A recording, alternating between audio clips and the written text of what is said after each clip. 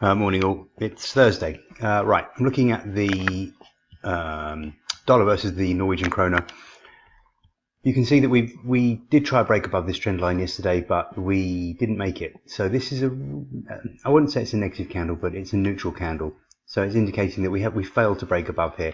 If you're long, I would just exit. Let's wait. There is a chance that this could turn lower, but I don't think this is a selling opportunity. I think it's a very weak.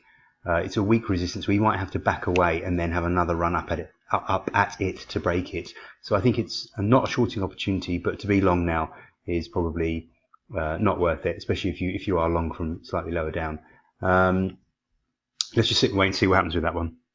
Canadian dollar versus the yen. I talked about this breaking lower. We've been talking about stronger yen throughout the week, so this has worked quite well if you've been short this one. The break below the trend line was clear, obvious sell signal.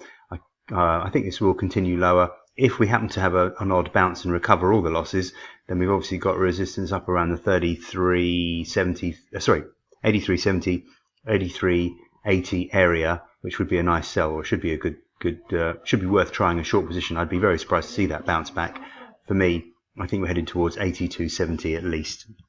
I'll point this out to you. It's not really a huge trading opportunity, but we have got a trend line going back about a month and a half in the euro versus the Aussie, and it looks like we're rejecting that trend line again. So perhaps this will turn lower. I guess it is a low risk reward trade, because if you stop out above 161.21, you're out of the trade. Whereas if the market turns lower, we head down to at least the middle of the range. There's some decent profit potential. We could even get down to the 100 and 200 day moving averages down at 158.90, 158.80. So there is a potential 200 pip profit in that trade for a relatively low risk of, what are we talking now, 60, 70 pips. Not the best trade ever, but it's hard to find much at the moment with everything trading sideways.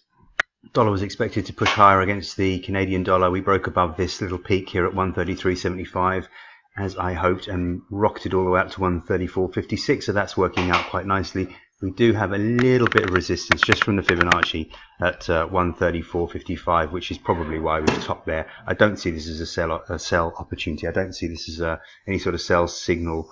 To me, it looks strong and could continue higher. Maybe a little pullback just from that Fibonacci level. I wouldn't be getting short. I would be looking to buy into weakness. Pound versus the Swiss, I'm still concerned about some movement to the downside after we failed to break, or we topped out exactly at the 200-week moving average. For me, we have support down at 131.10, 131.00, which I know is 100 pips or so lower than where we are. If you want to try a long, that would be the place to go, I think.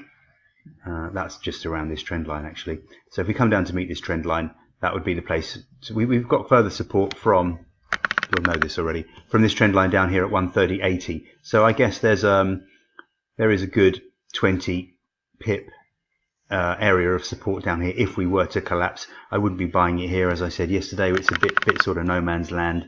But right now I'd rather be long than short. But if we get down here and you do not have a position on, probably worth trying a long. We break below 130.70, and then this is going to be this. I would be referring back to the fact that we'd then rejected the 200-week moving average, and then longer term we would look more negative. Certainly, easily could test the 129.30 area, which is the 100-week moving average. Euro also edging lower against the yen as expected. I thought this was one of the main themes for the week for me, the stronger yen. So that's certainly working. We're a little bit lower again yesterday. Today we seem to be trading sideways. So I still think there's pressure to the downside for the euro against the yen. The yen does look like it can strengthen a little bit further, but with non-farm payroll tomorrow, I'm not expecting an awful lot. I wouldn't have a position over non-farm payroll, that's for sure. It's not worth the risk. So unfortunately, it's going to be a quiet end to the week with little to do maybe until after the non-farm payroll number. But it's a bit desperate if we're trying to scrape money out of the last few hours of the week. I think it's probably safer just to wait for Monday now before we do anything significant.